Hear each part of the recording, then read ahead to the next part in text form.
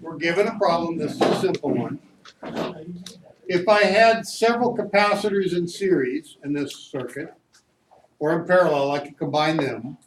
If I had several inductors in series or parallel, I could combine them.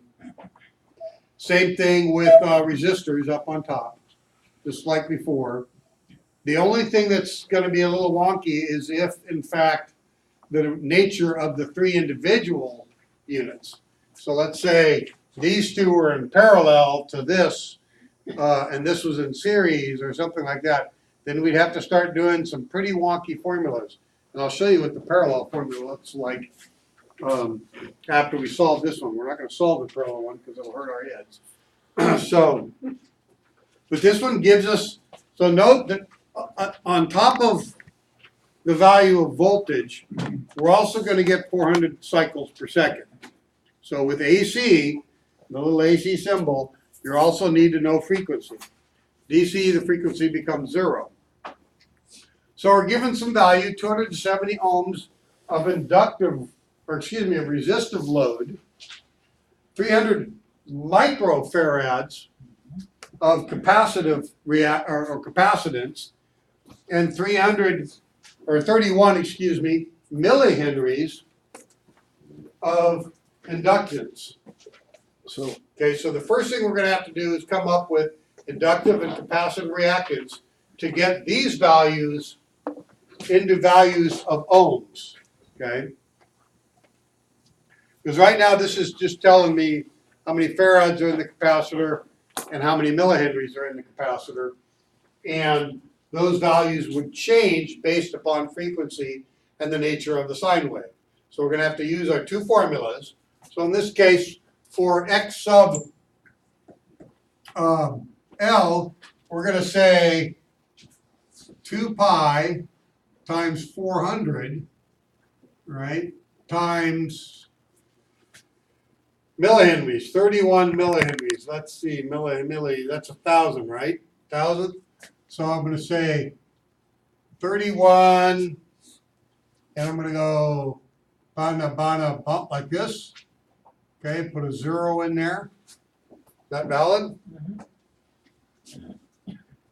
Okay, and for capacitive reactance, we'll do the same thing. We'll write the formula. Capacitive reactance is going to equal 1 over 2 pi times 400, okay, times, now in this case we've got 300 microfarads. So micro is going to be 6, right? So we're going to have to go, let's put 300 here, and then 1, 2, 3, 4, 5, 6. Okay, decimal place 0, 0. Do I need one more? I think so. I messed myself up and didn't leave enough room. That's 400. I think what I need is 0, 0, 0, 3. Okay, and that's going to get me to farads. All right. So now, once I calculate those two values, I can then plug them into my total performance or total Pythagorean theorem equation. So 2 pi 400 times 031 or 0.031.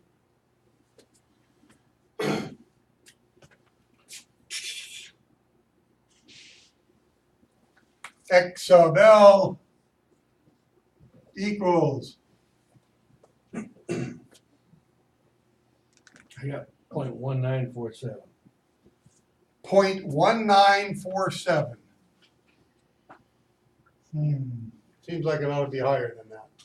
2,513.30. 2,000? Something. So Everything's multiplied?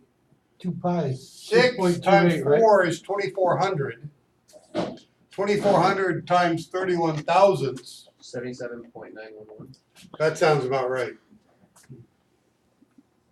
77 point, what'd you say, 91? Yeah, I had it to 91. and that's gonna be in ohms. Okay, so 2 pi is 6.28 something, times 400 is gonna get you to 2,600, divided by 31, or excuse me, times 031, that seems about right. There we go. This one, 77.91. so this one, it might be easier, since most of you have the little 1/x button. It might be easier just to go 2 pi 400 times that equals, and then hit the 1/x button, and that will give you the inverse. Okay? And that's going to be a fairly small number, because the bigger this denominator gets, the smaller the number gets, right?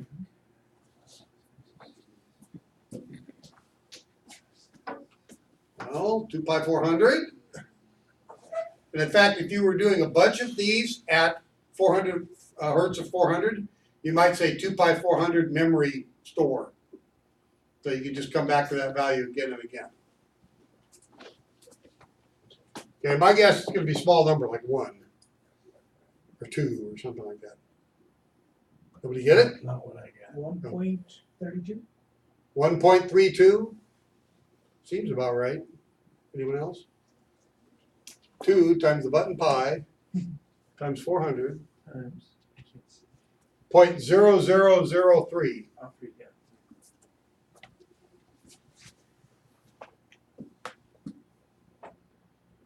We got a 132. 1.326. 1.326, maybe 1.33. Yeah. So we could say x sub c equals 1.33. That's also now in units of ohms. Okay. So now we can start using our formula, which says impedance total is going to equal the square root of, in this case, 270 squared plus, and I'm going to take the lesser and put it second. So the larger will be 77.91 minus 1.33 squared. Make my vinculum just a little longer.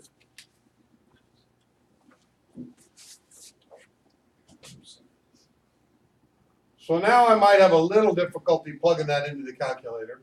I can do the 7191 minus 133 equals square equals, and I might need a bracket or something. 280.65? 280.6. Now, one of the things we're going to know is if it comes out less than 270, we must have screwed up. Because true power can never be greater than apparent power, right? So 280 seems about right because the total vector of this isn't that great. In other words, in our previous chart, we're going to say 270 this way and basically 76 this way. So the total vector, there isn't that much longer than this. So yeah, 280 seems about right. 280 something. 280.65. So Z equals 280.65. Okay, is that in this case that's impedance. Now I can either use the two impedances or I can multiply it by, I can determine what the actual current is, right? Impedance times the volts. Well, this is going to be ohms, right? I'm sorry, divided by volts. Okay. So at this point, don't I need to divide that into voltage to get the total current? Yes. Okay, so 400 divided by 280.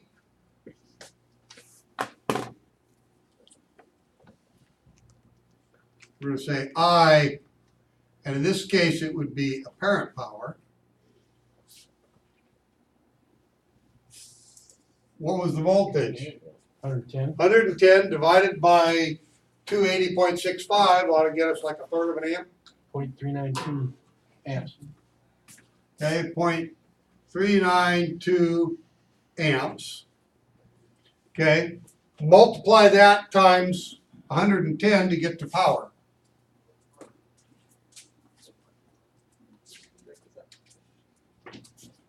43.21 watts, 43.21 21. watts.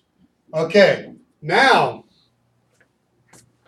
let's calculate the true power, or that's being consumed by the resistance value. Okay, so we're going to say R sub T 270. Okay, divide 110 by 270, and that's going to give us current for true power or real power.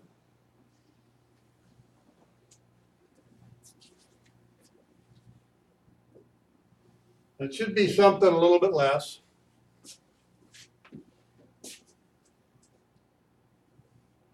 So 270 divided by, am I saying that one? 110 divided by 270. 0.407 amps. 0.407. 0.407. 0.407. Yeah, I did this backwards. This is actually true power because this has the reactance in it. Okay, and then this is apparent power. I read that backwards. Okay, so 407 amps times 110 volts to get the power.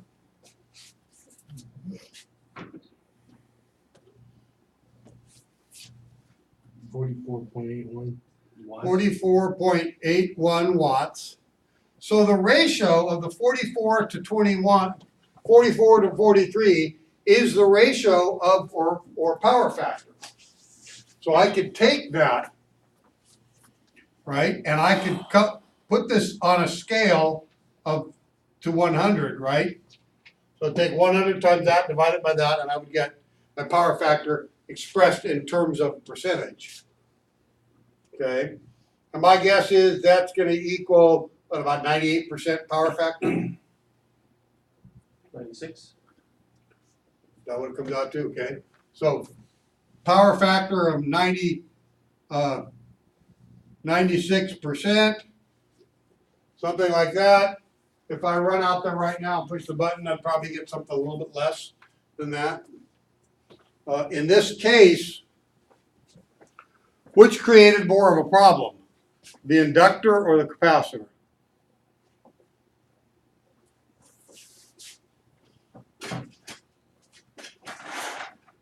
Wasn't the capacitor a much smaller value of reactance? It was like 133. The inductor was 77 ohms. Okay, so in this case, if I needed that much inductors, I could put some more capacitors in line. Okay, in fact, what I would do is just put them in parallel, right, and increase the value of capacitance to a much higher number. Okay. Oh, this is the opposite. Huh? It increases in parallel, right? It increases in parallel, It's the right? opposite. It's the opposite. The other way. Right. It increases, right? 600 microfarads. Right. If you had an additional one of the same. 600. Well, what I would want to do is I would want to get up to 31,000 microfarads. Okay. Okay, so I'd have to put a couple of big capacitors in there, much bigger than the one that was there, Right. to get those two to come out to be about the same. Or I could play with the frequency, right? I could reformulate all of those formulas and That would get. be the hard way, though. Yeah, well, but we're not going to change the frequency, are we? No. Yeah, we're not doing that. You don't want to do that. Okay. Because as soon as the flight attendant turns the toaster on, Right. we'd have to change everything. Yeah. Right? Yeah, not gonna happen. Okay, that was in a straight where the components are in series. When the components are in parallel, now the combining formula, it's still got all the elements. Okay, but we have to integrate the 1 over 1 over formula into the Pythagorean theorem. So it gets really ugly. Okay, so this is the division. where this would equal the 1 in terms of all three of these, and this would be the rest of the value in the inverted element of it. Because now that I've got each one of these converted into reactances, my reverse formula isn't going to work. So yeah, this gets really hairy. I'm not going to do that to you. Yeah. I'm not going to do either of them to you, really.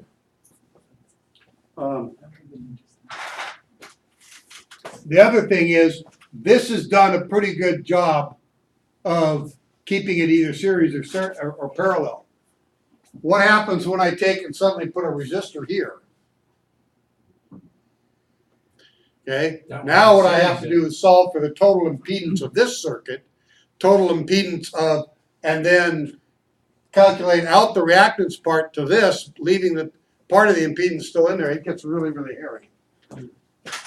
Okay, we're not going to do that, any of those. Just know that it is not uncommon to see the design engineer attempt to accommodate.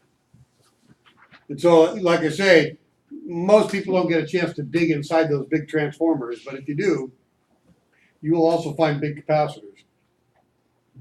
Isn't in that case the resistor not actually doing anything, is it? Sure it is. Sure. It's a path for current to flow. Okay. Okay? Remember, it's just like putting holes in the dam. Just because there's a much bigger hole to the left and right of the little hole, doesn't mean water's not coming out the hole, the little hole. Mm-hmm. Okay, so yeah, that resistor would be sitting there getting hot, or making toast, or putting out light, or whatever it is. We don't really know what it is. Okay. Inductive reactance. So you guys kind of now see why I've spent a fair amount of time harping on why AC is a little bit different. Okay, so now we're going to talk a little bit about schematics and components.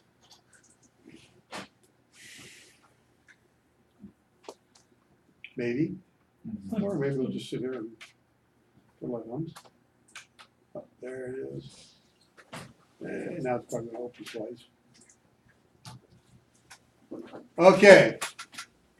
The discussion around schematics and components is in as much as we can sort of say there's a little bit of commonality, there is. With respect to standardized symbols, there really isn't a lot of standardizing in symbols, although we in general tend to try to copy each other a little bit. I suppose you could say it's kind of like all the different squirrely fonts presented to you in a computer. You know, we still have A through Z, cap A through Z, it's sort of that here. Although there are some times where we follow some form factors that are just flat, not the same from manufacturer to manufacturer. The other flaw in a few of our schematics is what we thought the way it was turned out to not be the way it was, particularly when we get into basic digital units. The other thing about schematics and components is we do have a tendency to take shortcuts or compress information, and we'll talk a little bit about that. Okay, so let's sort of talk about some of the basic kinds of schematics. The first one really just tries to describe the circuit in a simple form. Now, it also may break some of those modules up a little bit. Okay, I could take, you know, like an 8x10 color glossy picture and draw all the wires in the space shuttle and throw it up here on the screen. And you guys wouldn't be able to make a bit of sense out of it, would you? Nope. Okay, so we might need to spread that out over several screens, or we may actually use some strategies to sort of go from a big picture to a littler picture to a littler picture, right? So for example, this building, I could put all the wires in this building on a little 3x5 card, but it'd just be a little gray blur, right? Particularly for those of us with old eyes. Or I might be do something like what we've got over here. I'm sorry. Where I've got, this was the old basic diagram. Here's the new basic diagram. This is the big gray panel over there. This is the big green box out behind David's office. These are all the main sub-panels. So if I look at that sub-panel, I can't see it from here. What is it, sub-panel I or D or? I. So if I look along here, circuit control board I, or sub-panel control board I, comes off of G, which comes off of C, which comes off of that main panel. Okay, but note it doesn't really show anything more coming off of I. So this is just showing the main distribution. Then I might go to another schematic that shows what this particular board does. Okay. In each case, typically a power routing is a solid line. Now in the world of AC, we oftentimes don't show both the neutral and the single wire or all three phases. We might just throw a single line out there, boom. And then when you get to the other end, they'll show 3 leads coming out or 2 leads or something like that. In the world of DC, we almost always show every wire with a solid line. Okay, that can cause some problems.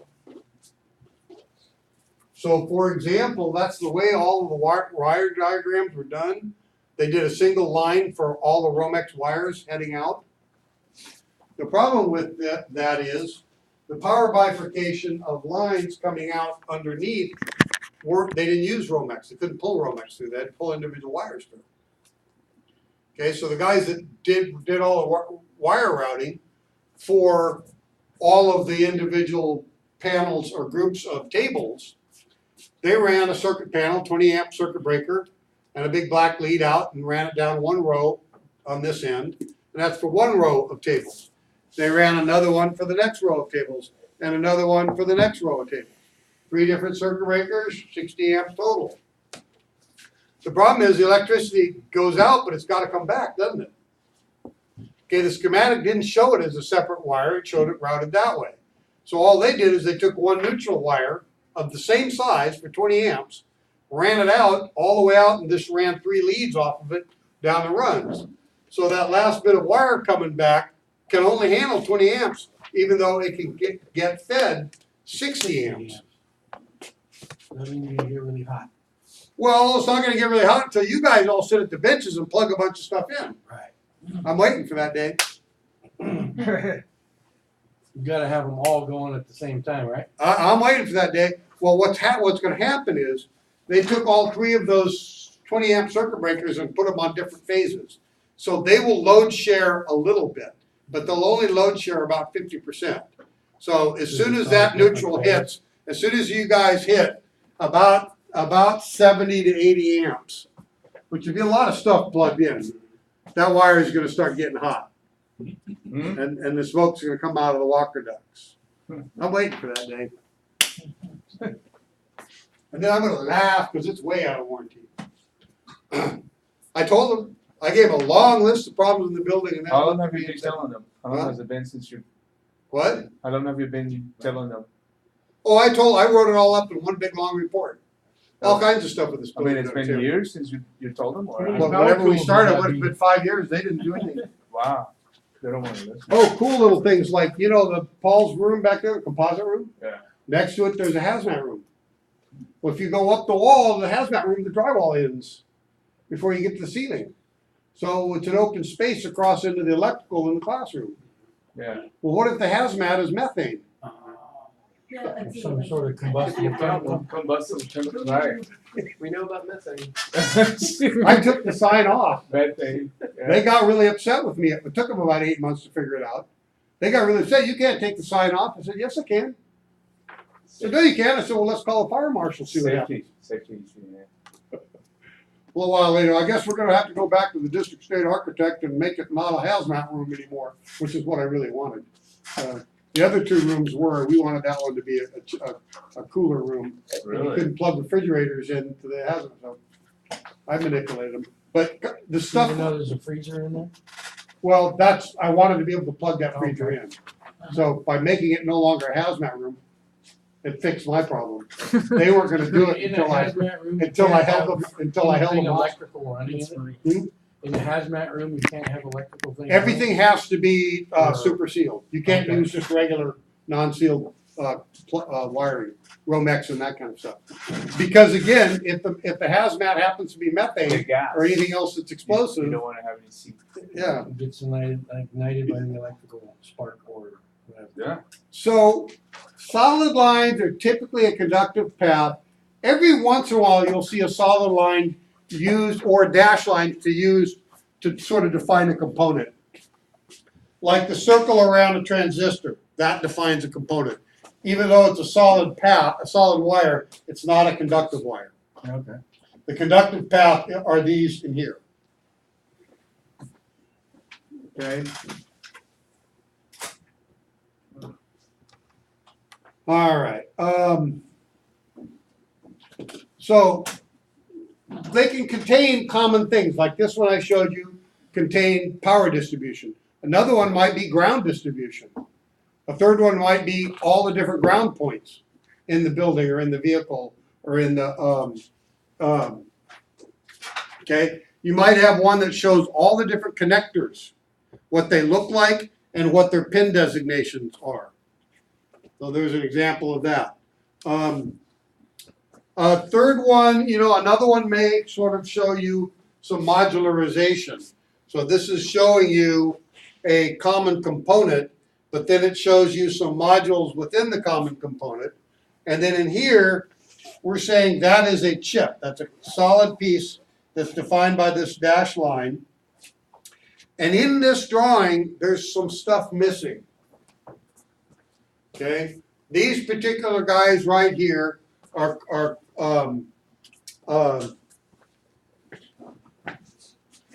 not inverters, not buses, buffers. What they do is they say we're going to take a decision of this and do something with the output. But the output won't directly be electrically connected to here. Okay, so they're isolated from here. So this could be at 20 volts and that could be at 20 volts and the output would be at 4 volts or 5 volts. Okay, what this isn't showing you is that there's a power and a ground also coming to that. So this is sort of really showing you some of the basic construction as well as some of the decision making going on, but it isn't showing you all of the actual individual wires. It also does some interesting things. It's showing these little loops around here with the ground, and what those are is it's emulating the shielding around the wire, which is used to protect the wire from outside interference.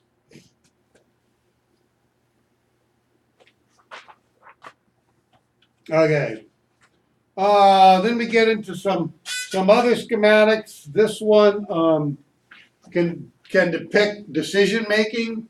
So, for example, in here, each one of these guys are AND gates. It's saying if this and that, then send the output to here high. So if this is high and that's high, then we'll send the output to high. Except the little dot means invert the output. So now it's if this and that are high, the output goes low. Okay. This here, don't know exactly what that is, although I think it's a comparator. That's an output transistor driving, being driven by this output transistor. These two guys are timers because I happen to recognize the timer number. So those guys are providing some type of a pulsing on off, on off, on off, on off. So I don't know what the purpose of the trolley control logic. So that's some logic system based upon various different inputs. Another type of diagram are the sort of Venn diagram or flowchart diagram that really sort of help you diagnostically understand things. Now, when they really first started using these, they were extremely frustrating They would say measure between here and there for resistance. If you get this, it means that. If you get this, it means that. And you're like, I didn't get either of those. In fact, I'm not getting any resistance at all. I'm getting voltage here, even though I've done everything they said. All right? Where they may have some value is if you're using that while looking at the circuit diagram. It may help you identify, you know what, right there I should have 12.6 volts. And if it's at 13 volts or 11 volts, it's bad. So I can make that little note. Use the flow chart to sort of get some values and draw them and write them into a working diagram of the schematic. Don't take your original schematic and start drawing on it. Go to your copy machine and make a copy of it. Now, the upside of that working diagram, not only does it allow you to show the customer how much time you spent diagnosing things and how complicated it was, because most people, they look at a schematic and they go, wow, man, you're really smart. You know, it's like you go into an airplane and the little door that goes to the cockpit, they got all those switches overhead. They're really easy to see from when you're walking in like that. They don't do anything. They just make the pilots look really important. I didn't know that. Yeah, they don't do anything. I push them anyways. Yeah, you got to get up there and push them and look cool, right? You know? Yeah. No, but the truth is, where this diagram gets very, very useful is 8 years later. Suddenly you go, you know, I remember those symptoms. I've been here before. Oh, there it is, right there. Okay, and then you've got a roadmap back again. Okay. Okay, so in a lot of the diagnostic work we do, it can be very difficult to get what is good, what is a good value, what should it be? And without knowing what it should be, it's kind of hard to say it isn't there. Now some stuff is pretty obvious. A light bulb should have, if it's a 6-volt light bulb, it should have 6 volts across it, right? So where things get a little vague is with respect to component symbology. Now, I'll throw a bunch out there. You'll find in some cases there's a lot of commonality, and in other cases it's all over the map. Like antennas, they're all over the map. They draw all kinds of different symbols to represent an antenna, and they never look anything like they never look anything like the actual antenna you're looking at on the airplane. So you should be somewhat familiar with most of the basic components. So we'll kind of run through a bunch of them here.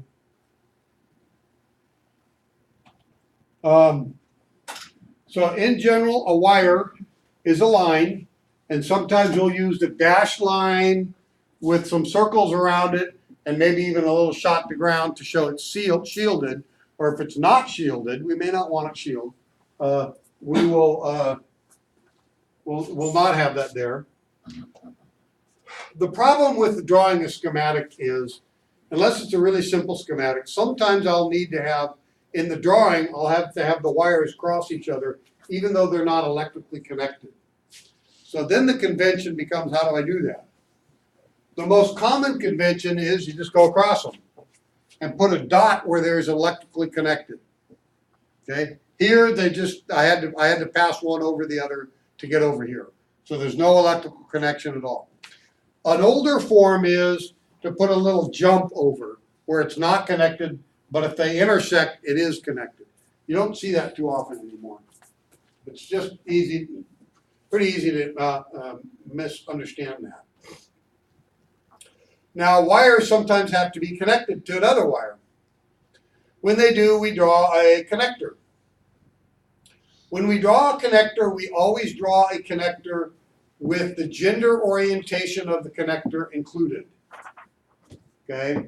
So all connectors have some form of a male, female, if it's wire to wire. If it's wired to some component, then it might be a ring or a spade or something else happening. But typically, if it's wire to wire, there will be a gender orientation with male going inside female. The male or the gender orientation is not with respect to the connector. It's with respect to the pin. Okay? It's very, very common to have a bunch of male pins sitting in a housing and female pins sitting in a very protected housing where all the male pins go into the female pins, but the female housing goes into the male housing. So gender-wise, it looks reversed, but the male, the gender orientation is with respect to the pins. So male, female, even though this housing may go over, or this housing may go over this one. Is that what they call a choo-choo train? No? Never mind. Different type of connect drawing, you'll see them in a variety of different ways. But better wiring diagrams will include the orientation, gender. Now they may also include some numbering or some other identifying marks by the connector to let you know what that connector is. And it may well be that isn't the whole connector. It'll say, you know, A and B or X and Y of connector umpty ump. And then when you go over to the connector page, here's a diagram of a 300 pin connector. Okay, and those are actually only two components in that entire symbol.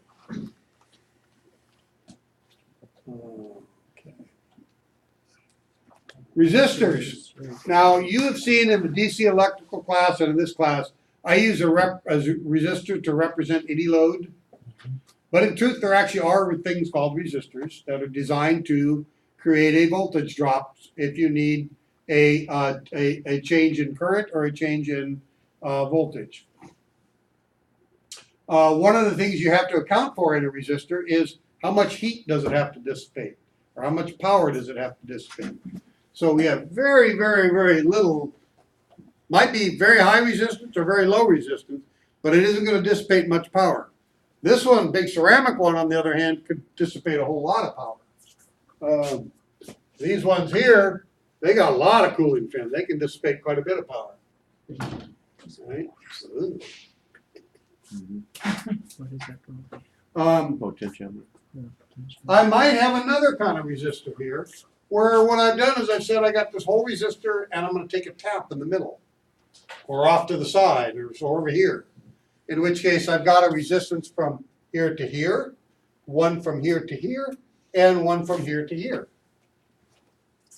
That would be a voltage divider, right?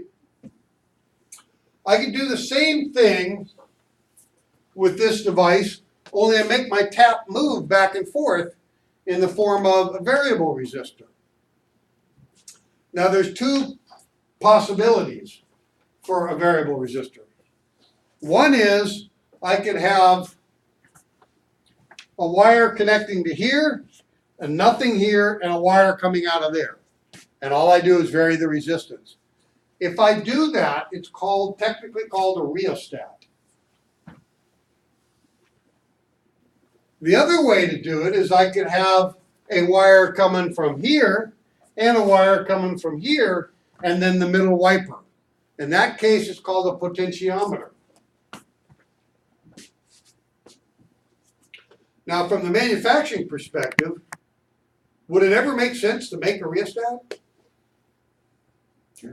In a like if you're trying to adjust the cooling or heating, right? Why would why would I ever make a rheostat? Would it be easier to make the potentiometer and just not hook up the other lead? Yes, yeah. Okay. So from the manufacturing perspective, almost every time we use a variable resistor, it's actually a potentiometer. If it's used as a rheostat, we just don't hook up the third lead. Okay. Now, fairly commonly, what we really want is this will be a fairly high resistance, and we'll run voltage straight through it and sacrifice a little bit of current to ground and allow this to be a voltage divider, because that way that'll actually suppress spikes and other weird conditions. So it's fairly common for potentiometers to be used as voltage dividers. Very often potentiometers are used like switches as a human interface device. Okay, so if I want to dim the lights or increase the light, I want to increase the radio volume or decrease the radio volume.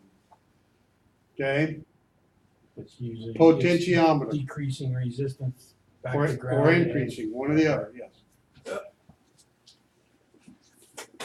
Okay. A capacitor also comes in a bazillion different formats. They will even have segments on circuit boards where one trace goes like this and another trace goes over, and the capacitance value between them is a part of the circuit, intentional part of the circuit. That's like nanofarads. So typically we draw it in the form of either two lines that are separated. If we draw a plus symbol and then a curved line, what that means is it's an electrolytic capacitor. That means it has to be oriented a certain way. And almost always in the package when we do that, there'll be a line with some negative symbols. So we indicate the negative side of it. An electrolytic capacitor, oftentimes, not only will it have a special kind of electrolyte in there, along with the dielectric, but the two plates will be slightly dissimilar, just like we did in the battery or in lead and lead peroxide. So they'll make them just a little bit different. They will work both ways, but not very well.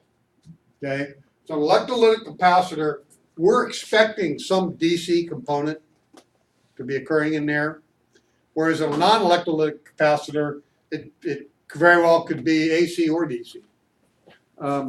It's also possible to have a variable capacitor. We talked a little bit about capacitors can be used to isolate frequencies out of a line. I could use a capacitor to tune into frequencies or tune a frequency to ground. So a few of you are old enough to remember the old Ford ranch wagon had a little radio in there. You had one little knob for adjusting the volume. That was a potentiometer. The other little knob that turned the little needle that went back and forth to tune into different stations, that was a variable capacitor, a bunch of plates that went sort of rotated into each other. Kind of like this guy right here, where these plates, they rotate up in between here, the same thing there. So that's a variable capacitor. Another fairly common variable capacitor, some of you guys in the airplane world might have played with them. We take two wires and run them together in a long tube, or a single wire in a long tube. As the fuel level goes up, that changes the dielectric constant between the center conductor and the outer conductor, changing the capacitive nature of it, telling us how much fuel is in that tube, or how much fuel is in the tank. So if I take a very small amount of pulse DC or AC and feed it to those two wires, I can now measure capacitance value, and then there'll be some little computer in the head of the fuel sending unit that's converting that to data, either variable voltage or digital data for the output gauge. Okay, and then the last one just sort of shows a packaged capacitor. Switches, switches, they can get very confusing. So the simplest diagram for a switch is a line with a break in it and a little tilt up. You see this. Probably a little bit more commonly, they'll put a little dot there. If they gang them together, they'll put a little dash line. That means that mechanically both switches have to open and close at the same time. Okay, so mechanically there may be multiple, this might be one switch to a parallel branch, or there could be two complete circuits in here. And when I go that, all the lights come on. I don't know. On this end, until I take that out, I don't really know. But either way, I cannot have one on and the other not on because they're ganged together. Then if I want to get really fancy, I could have a switch go turn this light on or turn that light on. Right? And if I wanted to get even fancier, I could say turn this light on, do nothing, turn that light on. Then if I wanted to go even fancier, I could go turn this light on, do nothing, turn this light on unless I let go, in which case it comes back to do nothing. So there's a momentary action.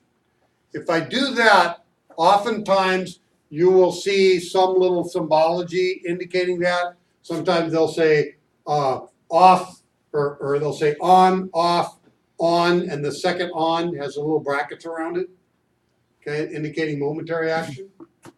I'm confused. If you have nothing, isn't it off automatically when you say do nothing? Well, yeah, I could have a switch that has a middle position, but I could also make it where it has no middle position. It's either this way or that way, Right. and there is no middle off. Okay, a middle off might be good if I had a landing gear or flaps, right? Yeah. So up, nothing, down, nothing, right? So that switch there is double throw. Whoa, no, One, wait a the other, minute, single wait a throw. minute, we haven't got there yet. No. We'll come back to that. So here, what we've done is we now ganged two of these together. Okay? So this one is going to control two different circuits and allow two circuits to go two different directions. So this one we can say it's a double pole, double throw. But the question is which of the poles and which of the throws? Which then gets us back to here.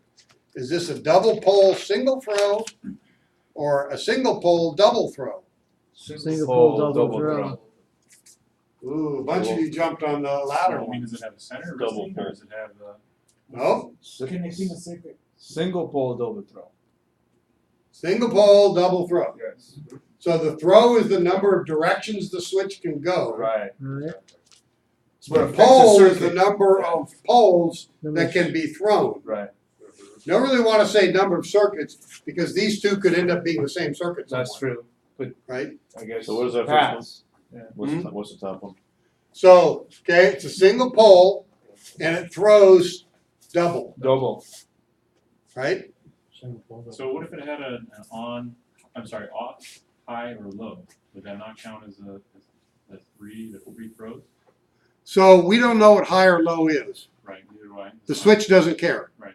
So if the switch had three different possible positions, then that's going to be a single pole, triple throw. Right. Okay. Right? I just didn't want to assume like, oh, two. So you're Yeah. instead of saying circuits, what are you saying the pole is? Because you could have multiple poles on one circuit, right? Or no? This is the pole, Yeah. and it can throw one way or the other. Right. This is two poles that can throw two ways. So you're saying that Double pole is throw. a separate circuit, or Well, in this case, it could be a separate circuit. but can it be on the same circuit if you have even if you have two different poles? Or no? Sure. Sure, let's say I'm using it to reverse a motor. Oh, okay. Okay, so then if it's one direction, it causes the motor to go one way. If it's the other direction, it causes the motor to go the other way. That would all be the same circuit, right? All right. So that's why I don't like this using, two different circuits. Pole is the thing that can be thrown number of directions. And in your case, high, medium, low, I've got a single pole that has three possible throws. Okay? Here I've got a single pole that's only got two possible throws. And neither of those say anything about the potential for an off position. Okay? All right, then what's the gang? Hmm? What's the Gang? gang? The gang is this line right here. Gang just means they're hooked together. That gang them together. Double gang, triple gang? So, exactly. So let's say, if we open that box, you'll see there are a couple of cases where you have multiple circuit breakers that are physically tied to each other.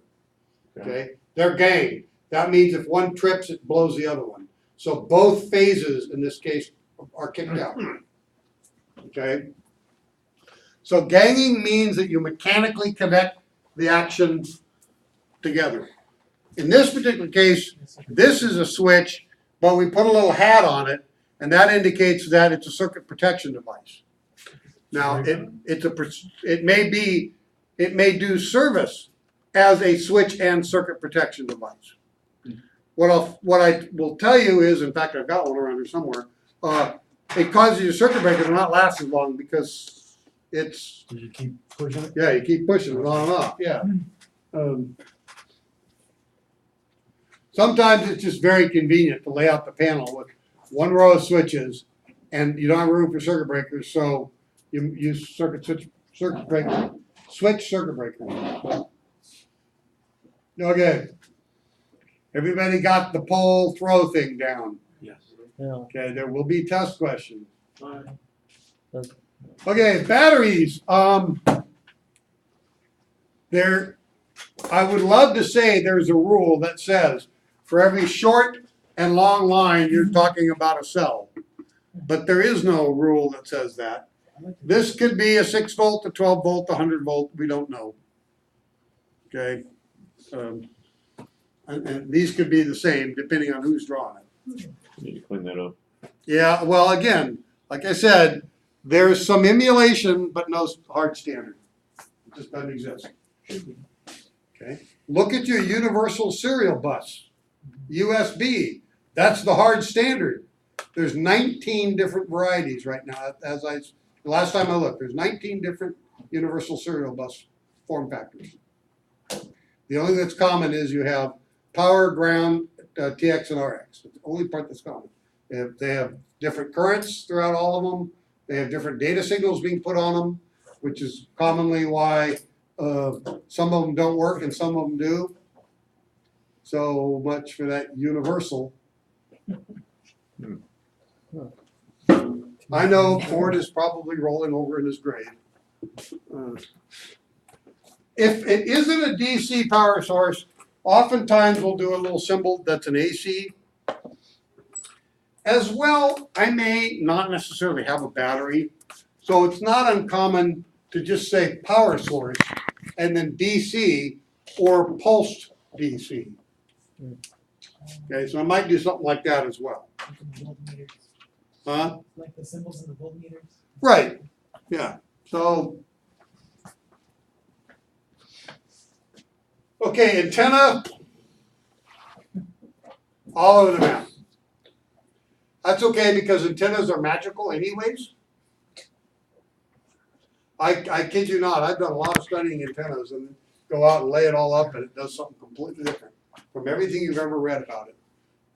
And particularly if you're looking for a fairly high-powered antenna in amongst a bunch of metal objects, like a bunch of airplanes. I mean, I literally kid you not, I can be spacing an airplane here. The antenna is way over there, 300 yards over there. I am right here 5 feet away from the airplane, and I'm going like this with my antenna array to find the ELT that's going off, and it's way louder pointing at this airplane than it is pointing directly at the antenna over there. Because reflective energy, the way antennas reflect. Well, their signals are kind of screwy as well. Oftentimes they show a single wire coming up or things like this, or they'll show this doing weird loops and stuff. Technically, all antennas must be 2 radiators going out. It must be, or it won't radiate electromagnetic radiation. Now, one of those radiators could be a flat sheet, a flat ground plane. So it's very common to show a monopole type antenna and they just don't show the ground plane portion of it. But it cannot radiate without two elements.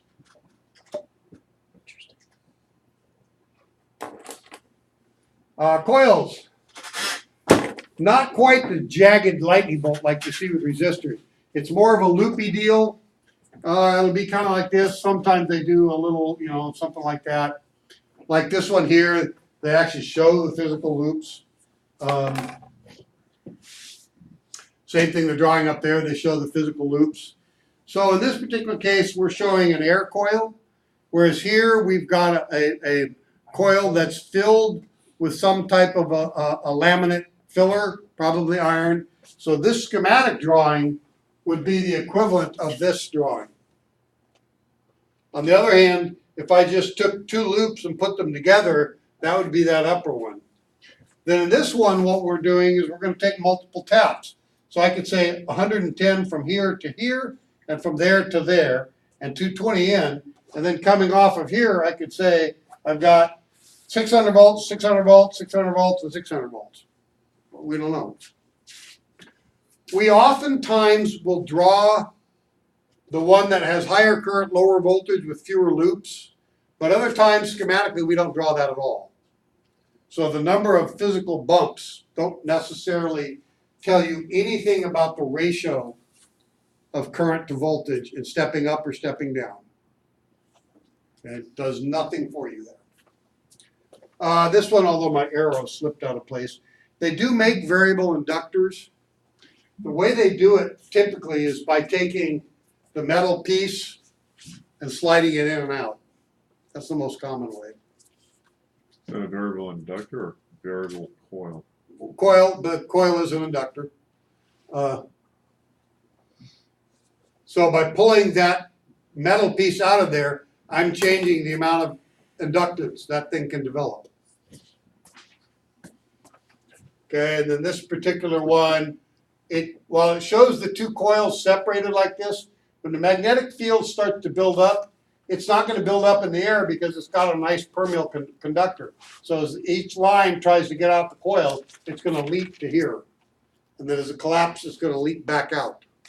Or if this is the input, the reverse will happen. Okay? We typically don't actually make transformer coils like this. Typically what we do is we put a center core with some outer pieces and then wrap the two coils together, not conductively, but wrap them all up in the same bundle. But schematically it'll look just like that loopy thing. Okay, here's where things are kind of broken. I'm sorry. We had this notion while we were inventing all of this stuff that electrons traveled from the positive lead of the battery through whatever your load was and then to the negative lead. So we made this really cool little arrow. And we said if the arrow points from positive towards negative, current will flow. But what we got wrong was that current will flow from negative to positive. Now, in the case of a straight diode, this isn't too difficult to conceptualize. But once we start getting into transistors, it gets a little wonky. Okay? So we'll use an arrow and a wall, or an arrow and a wall. So we'll use an arrow and a wall. And the idea was that electricity can flow the direction of the arrow, but it hits a wall coming back. It's a one-way device. The only issue is electricity is actually going this way. So if I make this positive and that negative, electricity will travel against the direction of the arrow. The electrons will flow. So they got clever and said, well, fine, we just won't tell you about the way electrons move. Every time an electron goes this way, the hole goes the other way. So the arrow points in the direction that the holes go. Okay, for some people it's easier to remember it that way. To me, it just confuses me.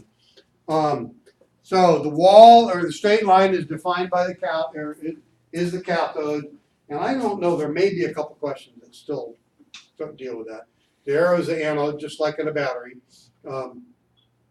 If you make the anode or the N not negative but positive, and the cathode is negative, then current will flow.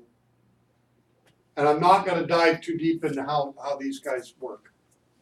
I saved that for the other classes. I think I do a little bit later on.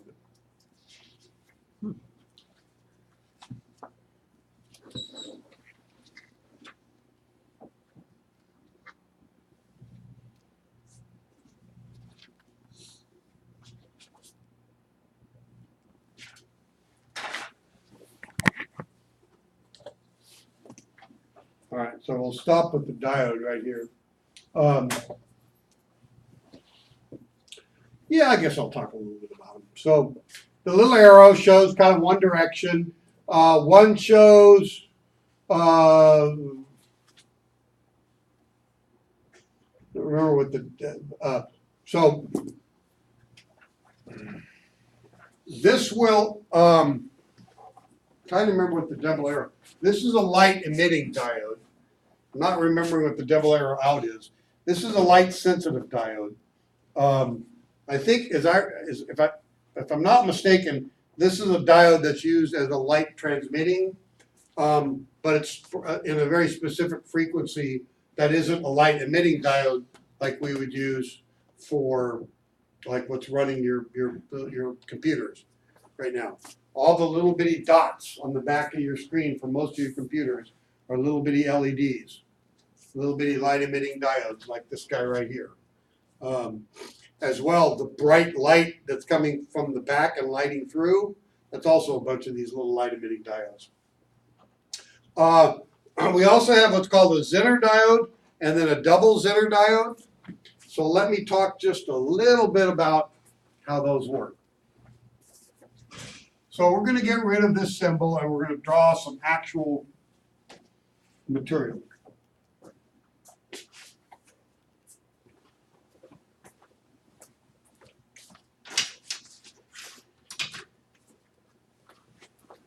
And we're going to change those materials slightly. So we're going to say, this is one material, and this is another material. And in truth, they're almost exactly the same. Okay? This is made out of silica. This is also made out of silica, or silicon. That means its outer shell is half full. It's a semiconductor. Okay? Now, the way I'm going to make them different is I'm going to take some molecules of other materials. And what I'm going to do is I'm going to try and find some materials that either are missing one electron in the outer shell or have one extra electron in the outer shell. So that means it might be boron, germanium, whatever. But what it means is that one that has an extra electron with just a little bit of it'd be happy to give up the electron. And the one that's just missing one electron with just a little bit of it'd be happy to accept an extra electron, making it go a little bit negative. Well, if I take the little bit of from this one and the little bit of from that one and bring them together and sort of set them there, that electron in the outer shell is going to go, poof, I'm going to come over there and I'm going to sit there. Happy. Everybody's happy. The combined is just enough to get the electron to come over here. Now this becomes a positive ion, this becomes a negative ion. So if I dope a bunch of these, so just every once in a while I put one of these other kind of molecules, boron and whatever, and here I'm going to put, these are the ones that want to give up an electron or positive, these are the ones that want to take an extra electron. And again, I'm going to dope, meaning maybe every 1,000th molecule of silica or 100th molecule or some value, I'm going to put a molecule of this other material. Now, mind you, I don't know about you, but I have never, ever been able to find a pair of tweezers that I can pick up one molecule and set it somewhere. The molecule is pretty darn small. So how do they do it? I guess way beyond my knowledge. The fact that they can do it, the fact that they can make 10 bazillion of them and fit them into a small little bitty thing and sell it to you for 8 cents is mind-boggling to me. It's mind-boggling, but they do it. I don't know how they do it. There's a number of possible ways, once you've done that, to manipulate it with lasers and other forms of cutting. But how they actually lay that out, it's called the doping process. But what's going to happen is, when I put these two together, they're going to say, oh, wow, I was sort of happy sitting there, but now that I'm over here and I'm happy to give up some electrons, I'm going to give a few electrons up. So I'm going to give a bunch of electrons up, and those are going to sit there, and these guys are all going to be positive, right? And I'm going to create, it's actually slightly unbalanced, but a depletion zone where electrons have now been pulled apart. Okay, a bunch of electrons are missing, and I actually should have drawn it. Should have drawn that line right about there. Okay, a bunch of electrons are sort of missing in this area, and they're even missing a little bit in here. They've come back to there, and they're sitting right there. Okay. Now, this is where everything got kind of screwy. Note that I said on the right side we called it positive material or P material. Well, it wasn't until we figured out electrons actually go in the other direction. technically what's gonna happen is, if I throw a bunch of electrons into one side, these two zones are gonna start collapsing and the electrons are gonna start conducting. If I throw a bunch of electrons into the other side, it's actually gonna become so negative that the depletion zones are gonna expand and separate out, okay? Well, it turns out these guys all wanted to go this way. So if I start tossing electrons into here, or I make this guy negative and this guy positive, start pulling electrons out, the depletion zones are gonna close and they're gonna start conducting. If I reverse polarity, start throwing more and more electrons into here, that's just gonna push the few remaining electrons here this way, and they're gonna be pushing back that way, so the depletion zones are gonna get wider and wider. Okay? However, wait a minute. Didn't we say this is a semiconductor? That means it wants to semiconduct. So as I start reversing the polarity, there'll be some voltage where, yeah, we don't give a rat's patootie about that depletion zone. We're gonna do the lightning bolt across. Okay? Ba-zombie! And it's gonna go. So this thing will act like a check valve in one direction up to some voltage. When it gets to that voltage, suddenly they're gonna start jumping the other direction in reverse. And when they start jumping, they'll do it with a very high rate. So all of a sudden this thing will superheat and explode. So if I reverse polarity or reverse bias, meaning I'm closing the check valve with enough voltage, I'll blow the diode up. Going the other direction in forward bias, like it currently is, I have to add some electrons, and I add some more electrons, and at about 0.5 to 0.7 volts, depending on the type of doping I put in here, the depletion zone will get closed enough to where current will really start to flow. You'll get a little bit, but at about 0.5 to 0.7 volts, it'll turn on.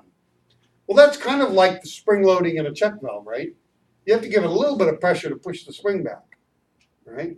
So the same metaphoric idea works there. I got to use a little bit of voltage, but that means I'm going to get a voltage drop across here. So if I measure across the diode with my voltmeter, I'll read a 0.6 if it's conducting current. Okay? Well, it turns out they figured out other ways of doping them. And they said, well, look, in forward biasing, we'll have it open at 0.6 volts. And in reverse biasing, we'll set it to where it starts conducting above some higher voltage, maybe 5.6 volts or 13.68 volts.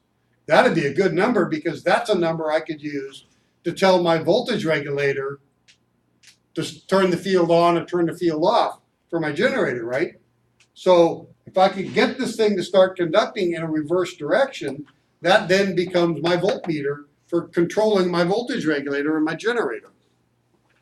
Okay? That's what the little broken wall means.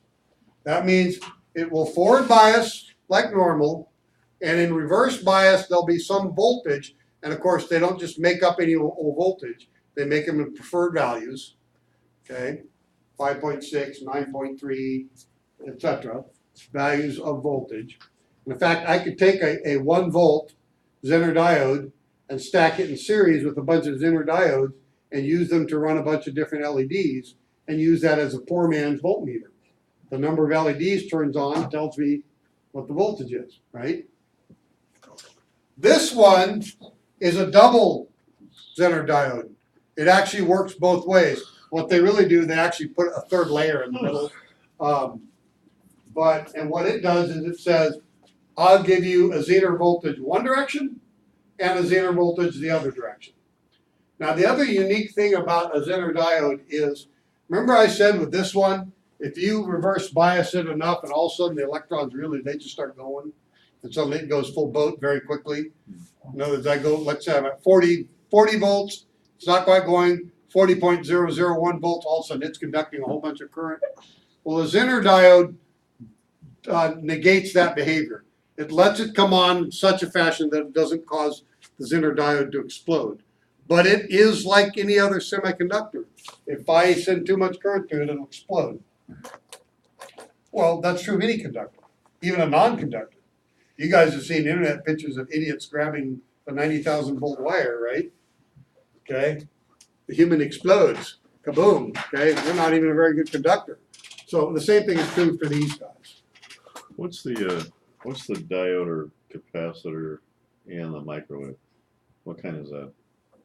Is that a capacitor? It takes a bunch, and then if you Yeah, what it is, it's actually really an antenna. it's an antenna. Yeah, it's putting out a huge amount of microwave radiation. They use a big tube to drive the antenna output. Okay. And it's just like it's electromagnetic radiation, just like your walkie-talkie antenna, only at a much higher frequency and a much higher intensity. It's also the reason why you don't want to be anywhere near an active radar array. Oh. That's how they discovered microwave ovens. Oh, jeez. By cooking someone or something. Yeah. Don't want to be anywhere near when that puppy gets turned on. So those radio telescopes, stay away from that. Yeah, don't want to be anywhere near. The canisters, oftentimes they'll put a little band on the diode. That indicates the wall. They don't put the arrow on it, but they do put a little band there. This one is sort of showing the regulator action. So here I've got an NPN, PNP. And what I'm going to do, if I take and get above a certain voltage here, being felt across there, this guy will open up. And as it opens up, then this becomes a current limiter. This goes to negative, turning the transistor on, turning your load on. So in this case, this is saying, this guy right here is saying, I'm going to measure the voltage, and above a certain voltage, I will turn the transistor on. Now, we haven't really talked about how a transistor works, but that's being used as a voltmeter. Now, the other thing I could do is I could also throw in this circuit, I could throw a light-sensitive diode in here and cause this to be a light sensor. I'd have to reverse the way it's wired, but cause it to be a light sensor, so when it goes dark, this goes low, turns the light on. The only thing I have to be careful is that when the light comes on, it doesn't turn my diode back off again.